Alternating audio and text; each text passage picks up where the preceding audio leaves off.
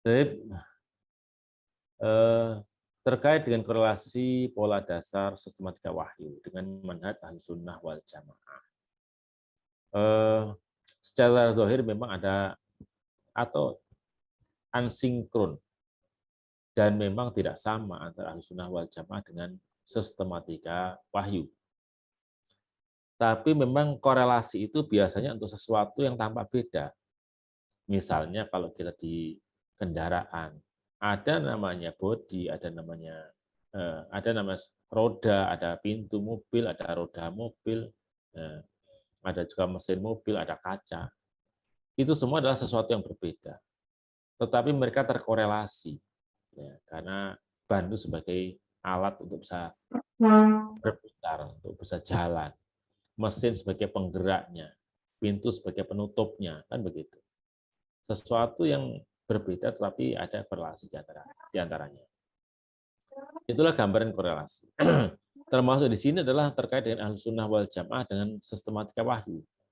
Sebenarnya apakah ini sesuatu yang berkorelasi atau tidak, atau bahkan dikatakan, oh ini aliran baru kah, atau bagaimana? Baik, ini adalah sesuatu yang tampak berbeda dan memang berbeda, tapi kemudian ada korelasi. Kita lihat substansi aswaja itu adalah berislam dengan melestarikan ajaran Nabi secara utuh, terbebas dari berbagai macam penyimpangan. Karena Ahlussunnah wal Jamaah itu adalah arus utama, arus yang masih murni, sebagaimana dilakukan oleh Nabi dan diajarkan kepada para sahabatnya. Itulah yang lurus, yang bebas dari penyimpangan, ya, itulah Ahlussunnah wal Jamaah.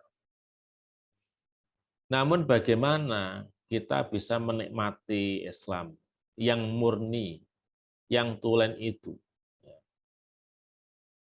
Itu perlu satu pola, perlu satu tahapan.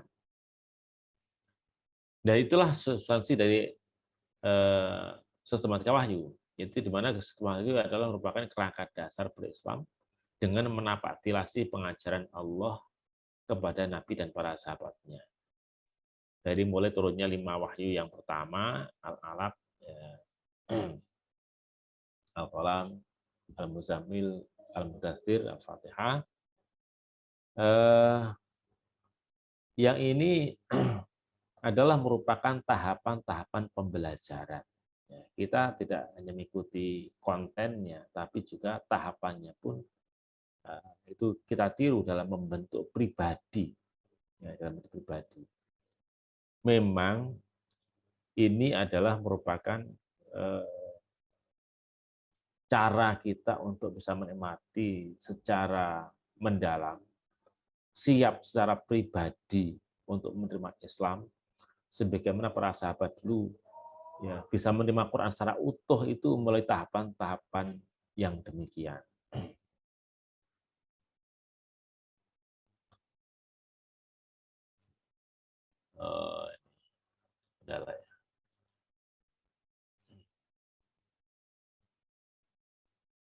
Tahapan-tahapan yang cukup terasa bahwa ini menjadi tahapan yang terbukti pada masa lalu efektif. Maka pada saat ini pun ya, diyakini adalah suatu hal yang efektif. Para ulama mengatakan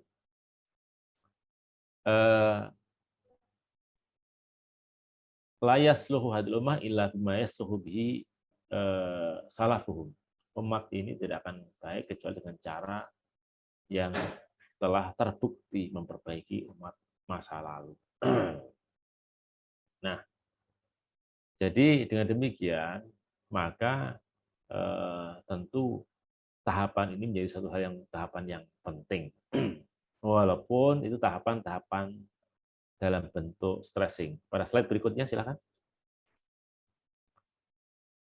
Tahapan di sini adalah tahapan yang berupa stressing, bukan tahapan yang sifatnya amal. Bisa dikatakan bahwa Ahlussunnah wal Jamaah itu merupakan upaya baru dengan meniru cara terklasik. Ya. Upaya baru. Dikatakan upaya baru kenapa? Karena ini tidak banyak dimunculkan oleh ulama sebelumnya belum menjadi satu tahapan yang menjadi pilihan para ulama, baru muncul populer oleh Ustadz Abdul Said, ya, maka dikatakan sebagai upaya baru. Tetapi dengan meniru cara terklasik. Karena yang ditiru upaya baru itu ternyata bukan sesuatu yang baru, tetapi adalah upaya yang sangat klasik. Kenapa menjadi dikatakan klasik?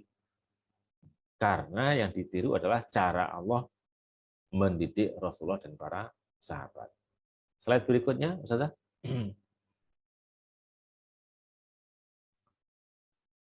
Upaya baru dengan meniru cara terklasik untuk apa? Untuk sukses menjadi muslim yang sebenarnya. Ya, catatan penting. Untuk sukses menjadi muslim yang sebenarnya. Pertanyaannya, muslim yang sebenarnya itu bagaimana sih? Ya, apa ada anak mau saling. Ya. Apa? Menjadi muslim yang sebenarnya itu bagaimana? Muslim yang memang mengikuti ajaran yang tulen. Sebelumnya, Ustazah, sebelumnya.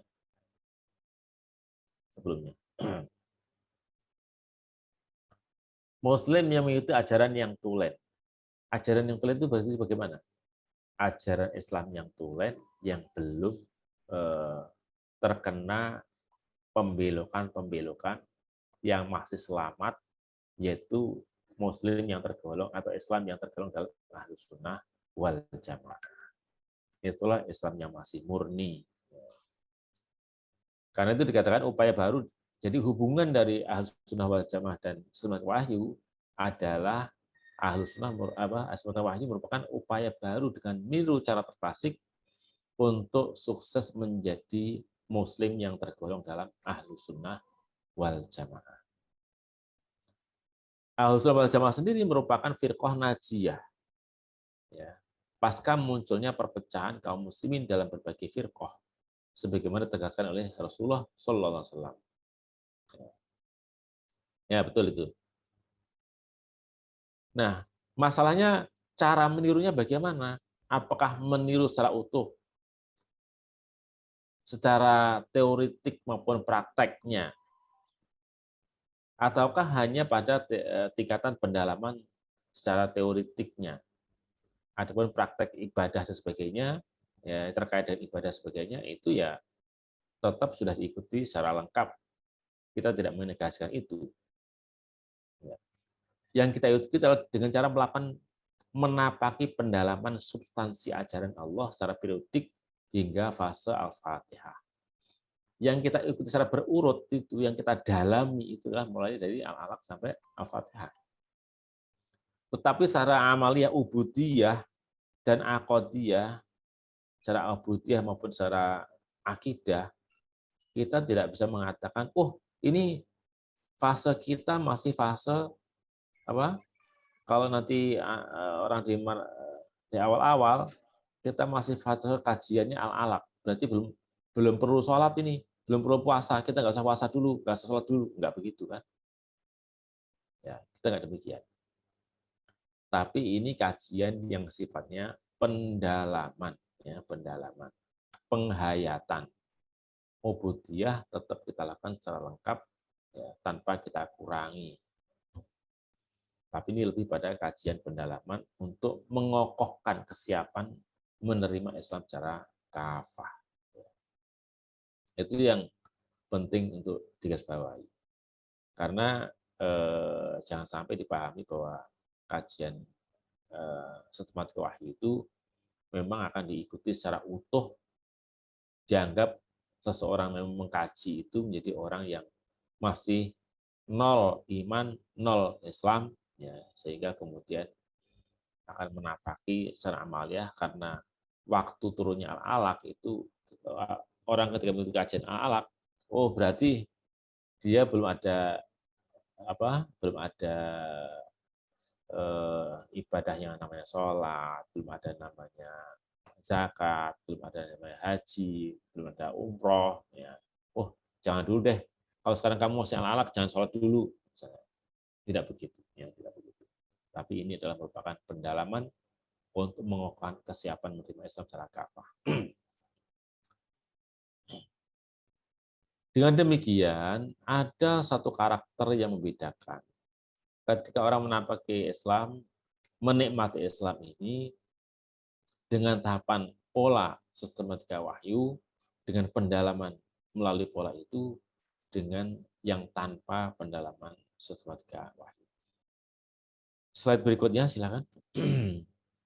Jika itu diikuti atau kita menikmati Islam dengan tahapan sistematika nuzul wahyu, maka tampak di situ ada tahapan stressing menerima Islam,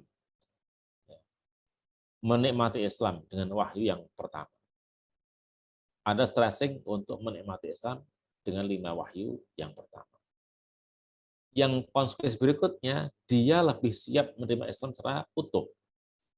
Ketika pribadinya itu dibentuk akidahnya, pandangan kepada Al-Qur'annya, kemudian ibadahnya diperbaiki, semangat dakwahnya dipupuk, bayangan dan persepsi Islamnya utuh, maka dia akan menjadi orang yang siap menerima Islam secara paripurna.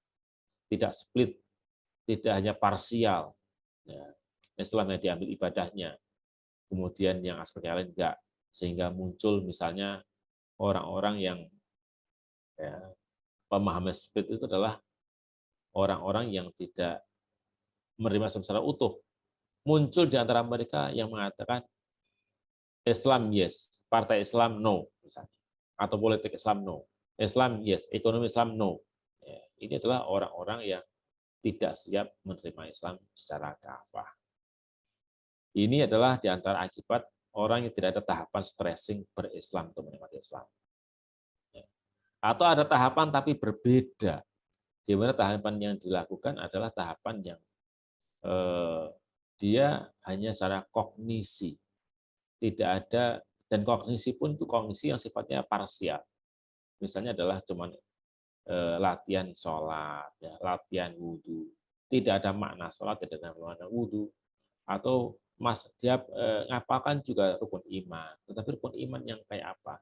Gambaran Islam secara utuh tidak pernah digambarkan, nggak pernah disampaikan. Seakan-akan Islam itu dari dulu yang diajarkan belajar namanya Islam itu ya wudhu, sholat, zakat, puasa, haji, selesai. Dan itu ternyata kajian yang umum mulai dari TPA, kemudian orang masuk di TK, SD, SMP, SMA, muter-muter ya hanya itu. Ya, sholat, zakat, puasa, haji. Paling-paling tambah adalah terkait dengan muamalah dan munakahah. Muamalah maliyah dan munakahah. Lain-lainnya ditinggal. Inilah yang kemudian karena gambaran Islamnya memang parsial, keyakinan tentang Islam juga parsial, sehingga muncul kata-kata yang demikian. Ujungnya, ketika ada orang yang menginginkan Islam itu dipraktikkan secara utuh, mereka akan tampil pertama menjadi para penentang. Ini jadi masalah. Ini diantara perbedaan karakteristik orang yang siap menerima Islam dan orang yang tidak siap menerima Islam secara utuh. Insya Allah dengan sistematika wahyu ini, karena dari awal sudah digambarkan Islam itu menyeluruh, ya, dan Al-Fatihah itu menyeluruh seluruh aspek kehidupan, ya, bahkan kehidupan dunia dan ukhrawi, maka insya Allah dia lebih siap menerima Islam dan menikmatinya secara utuh. Itu terkait dengan sub pembahasan yang pertama. Kita lanjut dengan yang kedua, kontekstualisasi. Ajaran pokoknya. Ajaran pokok Ahlus Sunnah wal Jamaah atau yang dibahas dalam akidah Ahlus Sunnah wal Jamaah, karena itu babnya bab akidah. Ini sama seperti kalau kita belajar, misalnya belajar fikih, ya, mesti dahulu dengan toharo, kemudian ada sholat, ada zakat, ada puasa, ada haji, kemudian ada bab muamalah, ada baik, ada ijarah, ada seterusnya, ada bab terkait dengan jinayah. Begitu, itulah sub-sub bab ajaran Ahlussunnah wal Jamaah juga akan tergambar seperti itu. Silahkan dibuka di slide ajaran pokok aswaja. Cuman ini masalahnya adalah masalah akidah. Ada satu kitab yang cukup menggambarkan secara lengkap Ahlussunnah wal Jamaah Ma'alimul Intilaqah Al-Kubra. Silakan buka ajaran pokok Ahlussunnah wal Jamaah atau Aswaja 6 di slide ke-7. Aswaja 6 slide ke-7.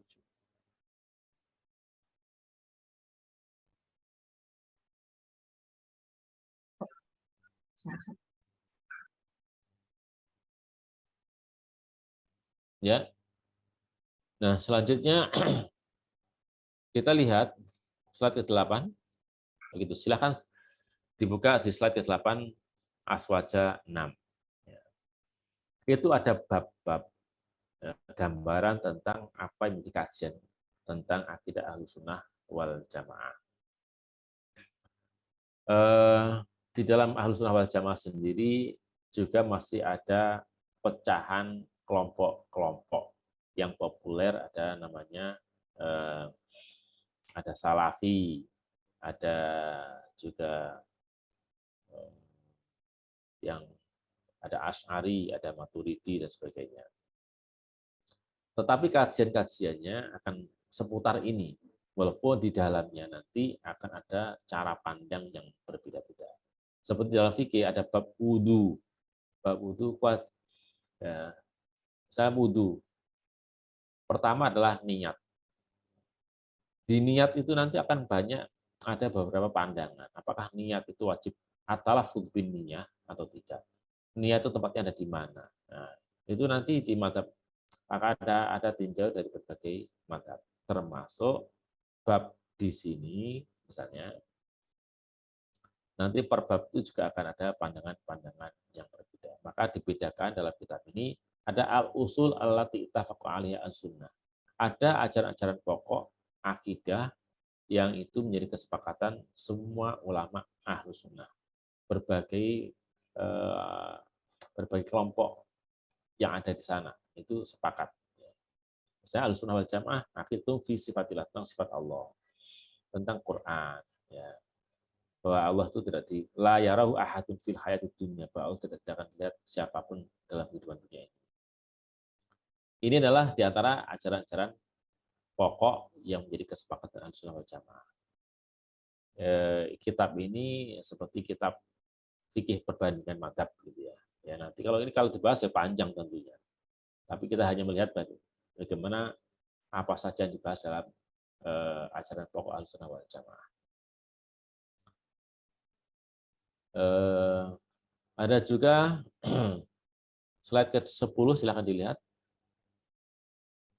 Umurun yuqbalu fiha al-khilaf dakhil Ahlussunnah wal Jamaah. Ada perkara-perkara tertentu yang itu bisa ditolerir adanya perbedaan pandangan dalam internal Ahlussunnah wal Jamaah. Misalnya al-khilaf fi Utsman wa Ali, ayyuhuma afdal? Antara Utsman dan Ali itu siapa sih yang paling utama? Itu ada populer ya, khilaf seperti itu. Yang itu kemudian memunculkan kata Syiah yang pertama itu adalah dalam bahasan ini. Siapa sih yang paling berhak untuk menjadi khalifah pasca Umar? Utsman katakan Ali. Maka muncullah namanya Syi'atu Ali. Ya, ada ala khilaf fima yusawwu fi ijtihad ba'da wa yu'addu madhhaban liqailihi misal awwalin amatin anama biha ala abdi. Dan masih banyak beberapa hal terkait dengan yang memang ditoleransi adanya khilaf. Tentu kita tidak bisa membahas pada saat ini. Tapi itulah gambaran tentang ajaran apa saja sih yang mesti dianggap sebagai akidah, mana yang pokok, mana yang pokok yang muttafaq, pokok yang disepakati, dan mana hal yang sifatnya furu yang ditoleransi adanya perbedaan pandangan. Itu di sini sifatnya hanya memberikan sebuah gambaran. Termasuk adalah di slide ke-11 tentang sumber ajaran, ya, sumber ajaran atau masdarut talaqi wal istidlal, bahwa sumber ajaran Ahlussunnah itu adalah Al-Qur'an, Sunnah, ijma, qiyas. Nah, kalau nolak qiyas, ya berarti bisa dikatakan itu terancam, itu keluar dari Ahlussunnah wal Jamaah. Walaupun itu juga tidak mutlak. Ya. Misalnya Zahiriyah itu menolak qiyas, walaupun itu secara teoritik, tapi secara praktik ternyata juga terjadi adanya pengkiasan.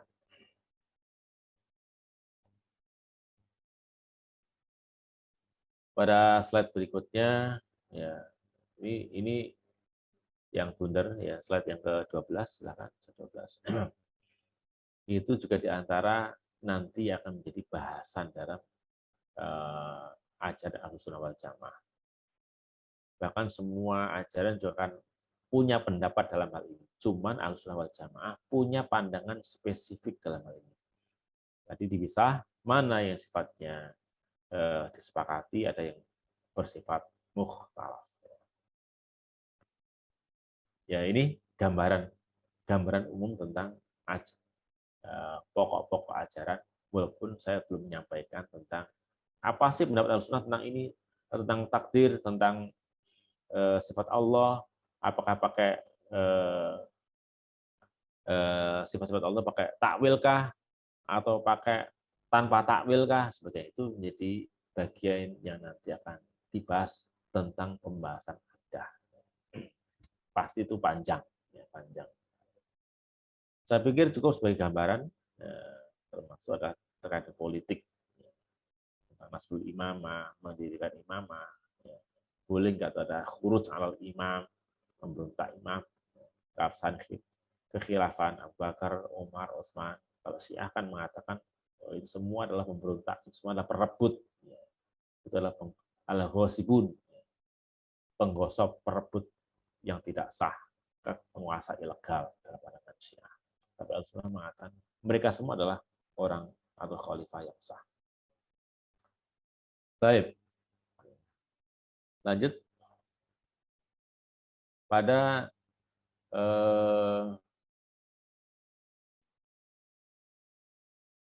kontekstualisasi. Aswada 7. Silakan.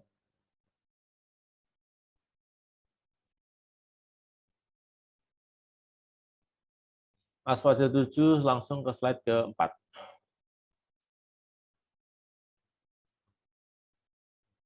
Berdasar pada makna sahih Ahlussunnah wal Jamaah dan juga status Ahlussunnah wal Jamaah, di mana makna sahih Ahlussunnah wal Jamaah, di mana kata jamaah sendiri adalah sebagai titik krusial.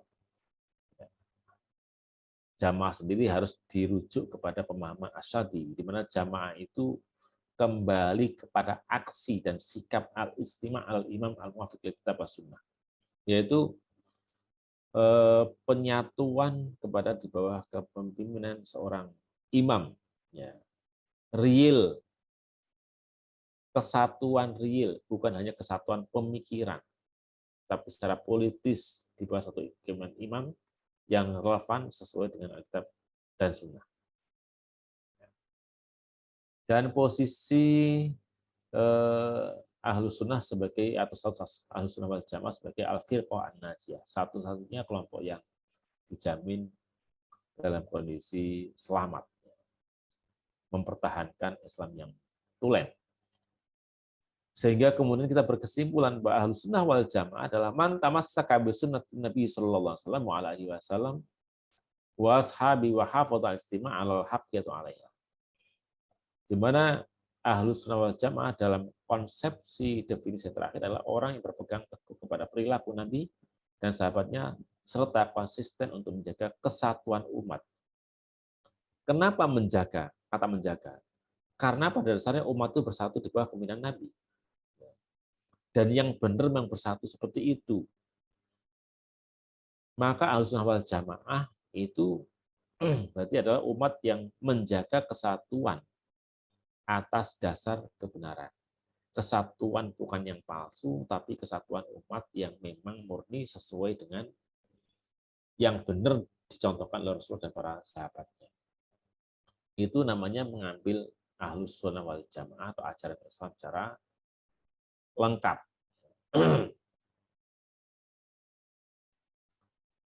Status Ahlus Sunnah wal Jamaah seperti Al-Firqah Najiyah. Sudah saya katakan tadi. Oleh sebab itu, silakan di slide ke-8.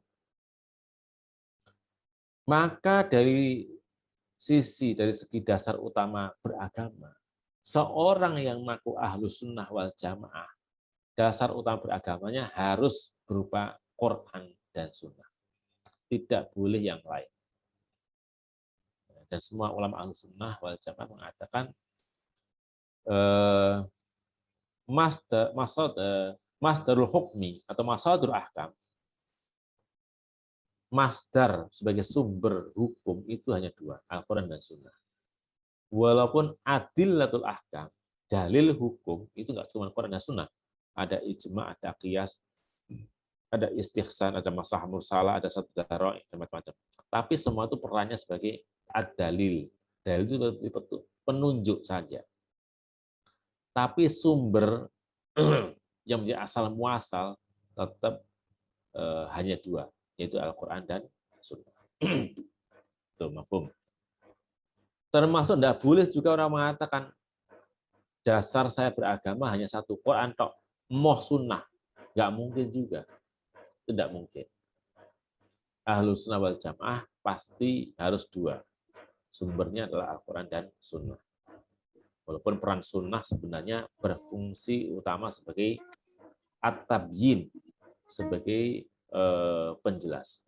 Karena Rasulullah itu ditugasi sebagai litubayyina linnasi ma nuzzila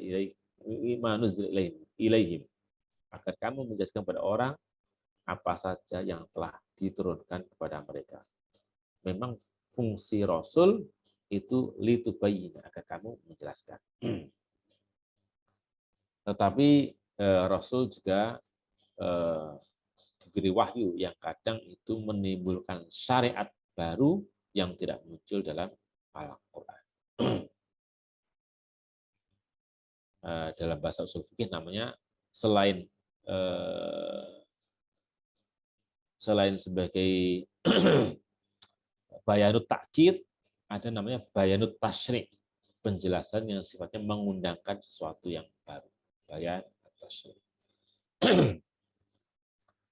Dari segi visi, orang yang berahlus sunnah wal jamaah yang memiliki pandangan utuh tentang Islam, sunnah secara utuh, ya, jamaah dengan pemahaman yang benar, maka visinya harus visi membangun peradaban Islam atau terbangunnya peradaban Islam, atau bahasa yang lain yang intinya adalah bagaimana dia bercita-cita ingin mengimplementasikan Islam secara utuh, bukan Islam yang bersifat parsial.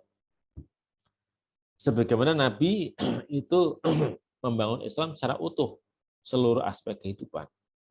Maka orang yang konsisten mengikuti Nabi, semestinya pandangannya juga pandangan Nabi. Kalau Nabi mau Islam secara utuh, ya orang yang konsisten mengikuti Nabi semestinya demikian. Kalau ada yang tertinggal, berarti dia belum sebagai ahlus sunnah seutuhnya.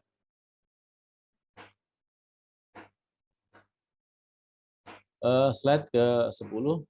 Dari sisi bentuk komunitas, namanya orang yang mengaku ahlus sunnah wal jamaah, semestinya bentuk komunitasnya adalah komunitas yang berjamaah, tidak hanya gerombolan, tetapi dalam struktur jamaah. Ada imam, ada makmum. Namanya saja ahlus sunnah wal jamaah. Ya, namanya saja ahlus sunnah wal jamaah. Bagaimana mungkin ahlus sunnah wal jamaah tetapi ternyata hanya menjadi floating mass, hanya sebagai massa mengambang, yang tidak terstruktur, nggak jelas, ya, nggak jelas pilihannya, nggak jelas siapa pemimpinnya, itu nah floating.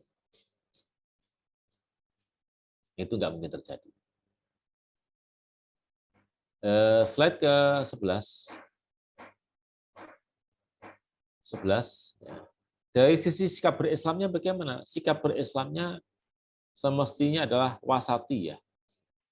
Orang yang dalam kelompok tengah, di mana Islam itu memang wasaton. Dan umat Islam adalah umat wasatiyah.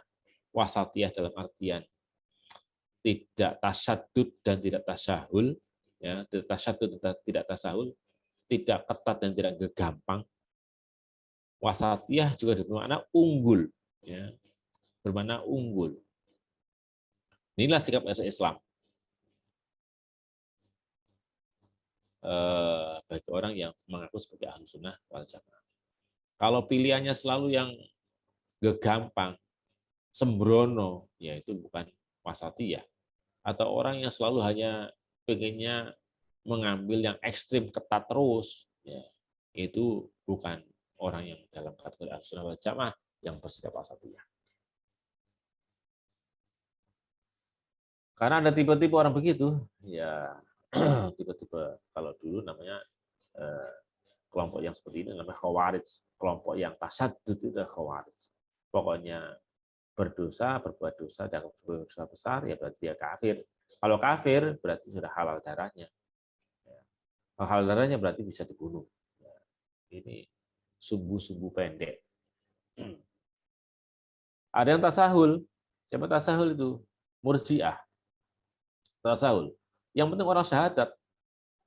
Kalau sudah syahadat, sudah muslim, mau ngapain aja silakan. Pasti nanti akan diampuni oleh Allah SWT.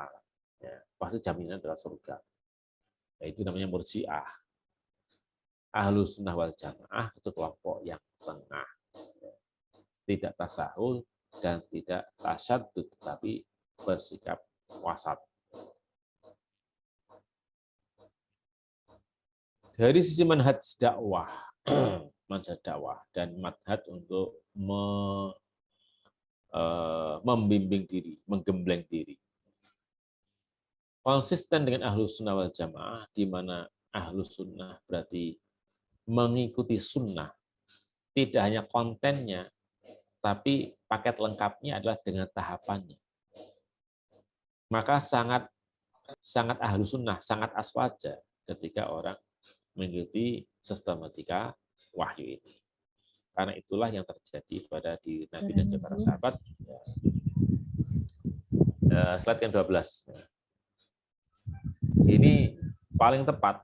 Ya, paling tepat. Karena kita tidak hanya mengikuti kontennya, sekali lagi kita mengikuti tahapannya pun itu kita ikuti. Ini insya Allah tulen menjadi ahlu sunnah wal jamaah. Paling konsisten mengikuti sunnah, tidak hanya kontennya, tapi juga bahkan tahapan-tahapannya. Slide 13, slide berikutnya. Ahlu sunnah wal jamaah, nama besar ahlu sunnah wal jamaah, masing-masing ahlu sunnah dan ahlu jamaah itu juga semestinya memunculkan, tidak hanya sebagai klaim, tapi semestinya memunculkan satu sikap.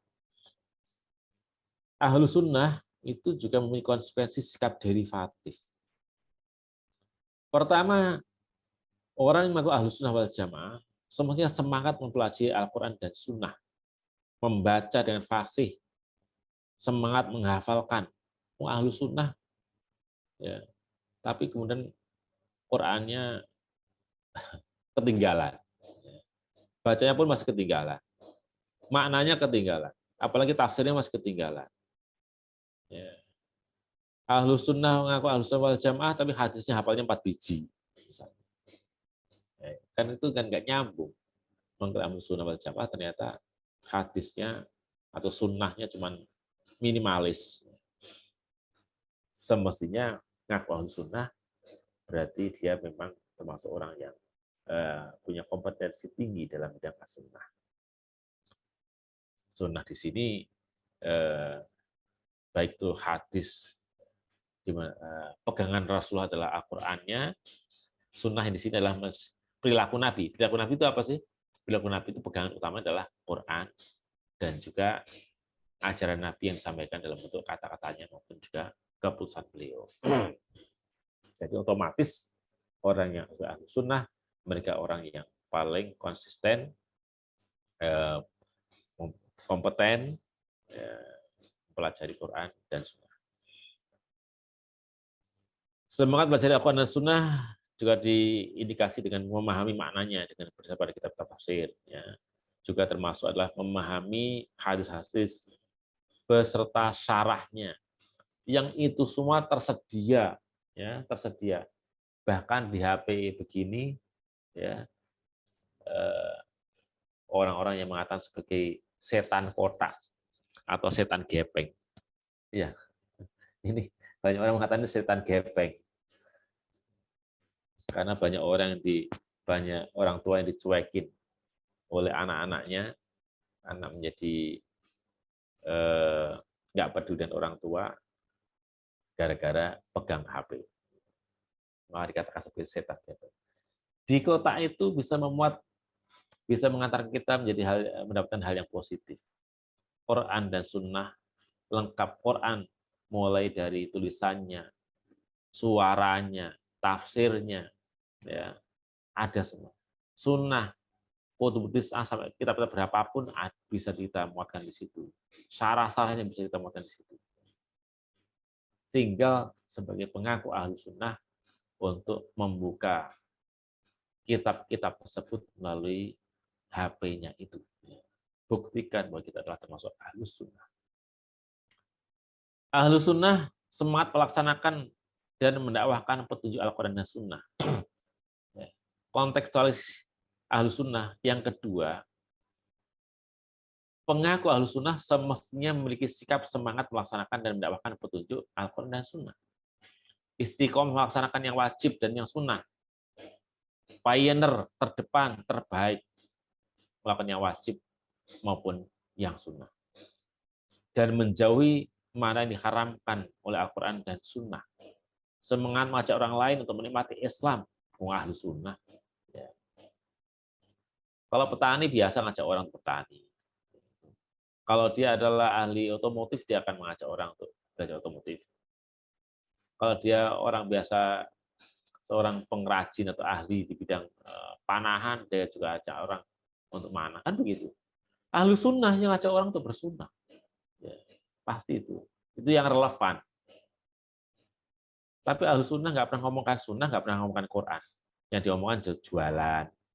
Ya. Yang diobrolkan apa? Nanti fashion. Wah, ahlu sunnah kok ngomongannya nggak pernah nyangkut Quran dan sunnah itu gimana? Selanjutnya ahlu sunnah respek pada pihak lain yang berupaya mempelajari dan melaksanakan as-sunnah. Bukan mengejek-ngejek, tetapi semestinya respek. Walaupun kadang orang lain dalam melaksanakan masih ada kurangnya, masih ada salahnya, tapi respek duluan, ya, menangkap. Oh, ini semangatnya adalah untuk melaksanakan as-sunnah. Misalnya, kalaupun orang saat ini ada anak muda jenggoten, kemudian dipotong, kemudian rambutnya panjang. Pada tanya apa? Oh, saya mengikuti sunnah Rasulullah. Semangat mengikutinya itu harus direspek. Kita harus hormati dulu. Walaupun relevansi mengikuti cara letter love itu tepat atau tidak, itu yang kedua. Tapi harus respek. Dulu saya pernah ketemu dengan suatu saat seruan kepada seseorang tokoh Islam, pemilik pondok. Suatu saat ada santrinya yang pakai cadar. Pas lewat, santri waktu itu lewat, kita dia bilang ini, duluan wi, wah, kayak ninja ngono kuwi.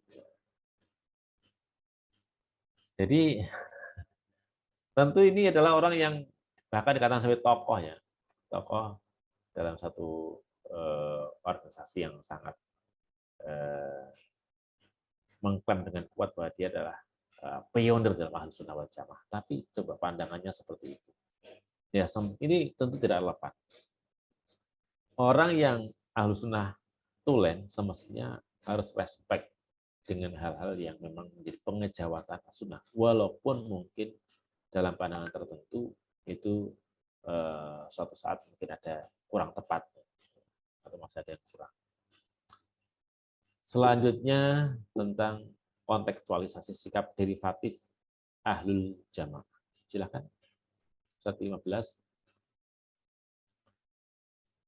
Sebagai ahlul jamaah, pertama semangat untuk bersatu dan menyatu. Semestinya orang yang mengaku sebagai ahlus sunnah wal jamaah, ahlul jamaah. Kata istilah kedua, predikat ahlul jamaah itu semestinya membuat seseorang semangat untuk bersatu dan menyatu. Karena jamaah itu tuntunan Rasulullah. Sementara apa yang pribadi dia atau kelompok dia itu harus diposisikan sebagai upaya untuk bersatu. Bukan sebagai tujuan persatuan, tetapi adalah upaya untuk bersatu dengan umat yang lain. Nah, ini semestinya yang dimiliki, ya. Bukan malah mengkultuskan kelompoknya dan puas dengan kediriannya, ya, puas dengan kediriannya, puas dengan kesendiriannya, itu semestinya tidak dimiliki oleh seseorang yang mengaku sebagai ahlul jamaah. Tapi inginnya adalah bagaimana dia bersatu, ya, bersatu. Yang kedua, semangat untuk merangkul dan mendekati, bukan mukul dan menjauhi. Nah, ini. Sebagai orang yang konsisten dengan predikat Ahlus Sunnah wal Jamaah, intisab dengan Ahlus Sunnah wal Jamaah, semestinya kata jamaah itu menginspirasi dia, punya semangat untuk merangkul berbagai pihak, dan ada upaya dia mau mendekati ya orang-orang lain yang belum sama, itu dianggap sebagai potensi untuk dirangkul, orang potensi untuk didekati.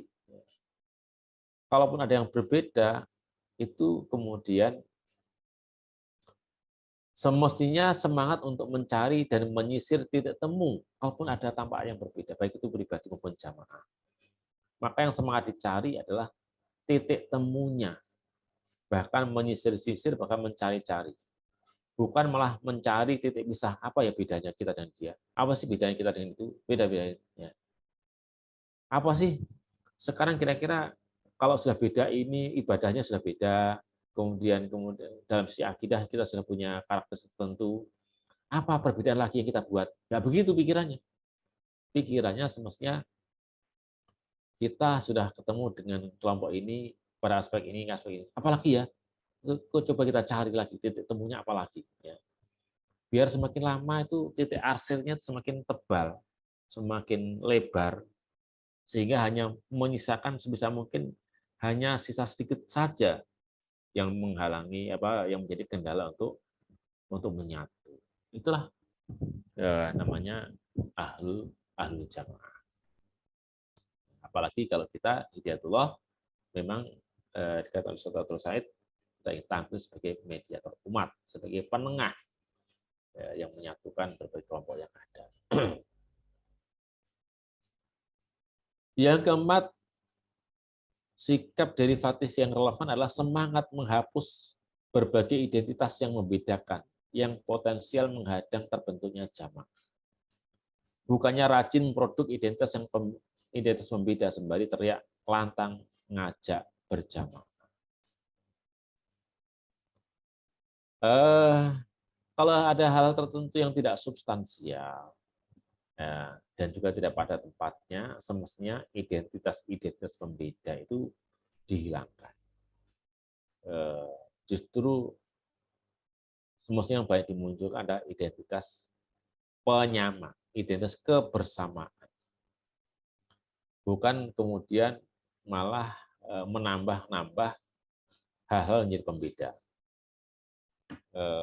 Misalnya, ya alhamdulillah sekarang ada di Indonesia ada beberapa jamaah atau organisasi Islam, ya. Tapi rupanya kalau kita lihat ya, semangatnya ini semangat untuk mencari titik temunya itu masih masih kurang. Justru yang ingin ditambah-tambah tampaknya adalah semangat pembeda. Contoh, ya, dulu kopiah cuma hitam saja sebegini. Ya. Sekarang kopiah sudah mulai ditulis begini. Apa ini? Ya, ada kelompok ini tulis ini, ya, ada kelompok ini lagi. Ya. Contoh konkret lah, misalnya ada NU, kopiah NU, ada kopiah Muhammadiyah, ada kopiah nanti ada kopiah Hidayatullah. Kemana-mana dibawa. Nah, ini sebenarnya menurut saya lebih baik, tidak mengharapkan, lebih baik kalau di forum-forum yang sifatnya di publik ini lebih baik itu menjadi sesuatu yang sama-sama saja deh, ya, tanpa ada pembeda-pembeda seperti itu. Kecuali kalau ada unsur pertanggungjawaban. Oh, yang datang, yang sowan itu adalah orang.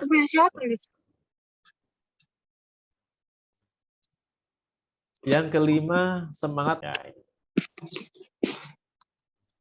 itulah konsekuensi jadi jamaah. Jadi fokusnya, upayanya semestinya adalah untuk membangun jamaah, termasuk korbannya pun. Dia akan mengorbankan potensi yang dia miliki, entah itu harta, entah itu waktu, entah itu adalah energi, entah itu adalah konsentrasi. Bagaimana jamaah itu eksis, terbangun, semakin lama semakin bisa merangkul banyak pihak. Ya. Walaupun kadang mengorbankan tadi, ya, dengan kesanggupan mengorbankan apa yang dimiliki secara pribadi, bahkan memberi ruang beragam, ya, memberi ruang beragam untuk bergabung, bukan memperketat seleksi untuk tersambung. Karena semangatnya jamaah itu menyatukan banyak pihak. Ahlul jamaah semangatnya menggabung. Dan orang itu punya potensi yang macam-macam. Maka orang yang atau jamaah yang menyiapkan diri untuk berjamaah, kelompok yang menyiapkan diri untuk berjamaah, juga berkonsekuensi untuk menyiapkan macam-macam peluang orang untuk bergabung dengan berbagai macam profesinya, dengan berbagai macam bakatnya, ya, kecenderungannya, bahkan mungkin cara pandangnya, bahkan mungkin perbedaan madhabnya. Kalau itu mau jamaah, tidak mungkin jamaatul muslimin, jamaah kaum muslimin ini hanya ingin menyatukan satu kelompok. Kalau selama dia masih pakai satu madhab saja, ya jamaatul muslimin itu enggak, bisa dikata mustahil untuk bisa terbentuk. Kalau fikihnya hanya satu madhab saja, kemudian di ahlus sunnahnya hanya mengambil satu kelompok dari kalangan ahlus sunnah saja, yang lain nggak mau diterima. Yang mana mungkin jamaatul muslimin bisa terwujud dengan seperti itu.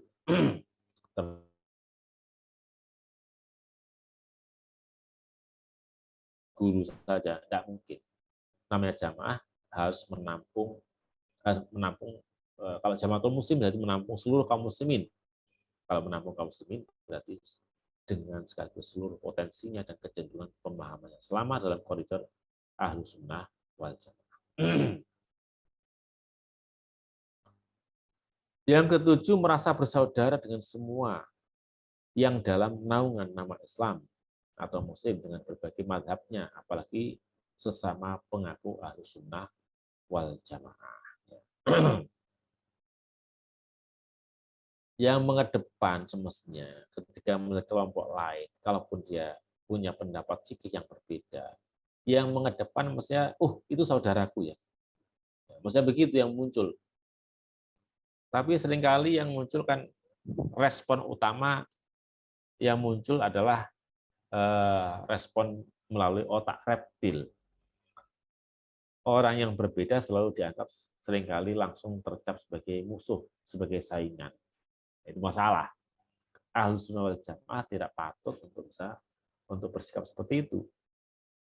Ya, sama muslim mestinya yang pertama muncul adalah, itu saudaraku. Sebelum yang lain-lain itu adalah saudara. Seiman itu titik temu yang universal, misalnya begitu. Sesama Ahlus sunnah wal jamaah. Yang kedelapan, gembira menyambut yang mengaku Ahlus sunnah wal jamaah, sebab ada tujuan yang sama, walaupun masih menyimpan sesuatu yang berbeda. Kalau ada pribadi atau kelompok yang mengaku Ahlus sunnah wal jamaah, yang pertama muncul semestinya adalah rasa gembira. Oh, ternyata bolo dewi. Oh, ternyata adalah sama seiman, sama-sama lurusnya. Mestinya begitu. Paradoks jika mengaku Ahlussunnah wal Jamaah, tapi semangatnya menendang sesama untuk keluar dari Ahlussunnah wal Jamaah. Jadi ironi dan paradok, kontradiktif jika orang yang paling semangat Ahlussunnah wal Jamaah, tapi kegiatan utamanya adalah menendang orang lain dari Ahlussunnah wal Jamaah. Menuduh ini sesat, menuduh ini al-bid'ah, menuduh ini adalah dengan tuduhan-tuduhan negatif lah, ya, tuduhan negatif. Karena dia tidak begini maka dia tidak aswaja. Oh, itu aswaja palsu itu, ya. Oh, itu hanya hasawiyah itu. Oh, itu ini dan begitu. Semua pandangan-pandangan negatif ditumpukan, diberondongkan kepada orang yang padahal sama mengaku Ahlussunnah wal Jamaah. Ini kan aneh. Semestinya mengaku dan mengajak berjamaah, tapi rajin menendang orang untuk ikut berjamaah.